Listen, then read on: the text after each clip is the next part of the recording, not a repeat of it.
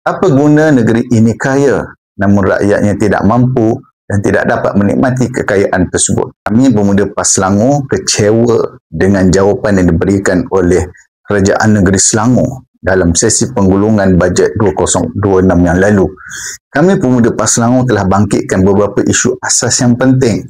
Antaranya adalah tentang indeks kesejahteraan sosial rakyat negeri Selangor, isu rumah mampu milik, isu kesenjangan ekonomi dan juga pendapatan rakyat antara bandar dan luar bandar, isu miskin bandar, isu pengharaman vape dalam kalangan remaja dan juga isu rumah mampu milik.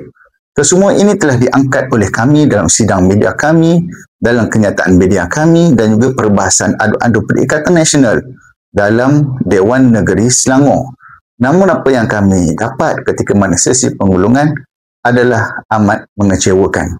Kita tidak nampak ada satu usaha yang besar untuk Kerajaan Negeri Selangor berkongsi kekayaan yang ada pada negeri Selangor ini bersama-sama dengan rakyat di seluruh negeri Selangor. Oleh itu, Pemuda PAS Negeri Selangor melancarkan satu siri jelajah ceramah ke seluruh negeri Selangor dengan tema Selangor Deserve Better.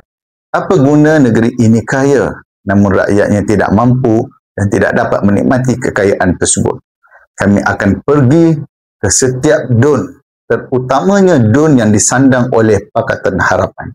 Kerana kami yakin rakyat sedang tertunggu-tunggu untuk kami dedahkan kepada mereka, di samping mereka sedang muak dengan isu integriti dan juga isu perebutan kuasa politik dalam kalangan pimpinan-pimpinan Pakatan Harapan yang ada di Malaysia ini.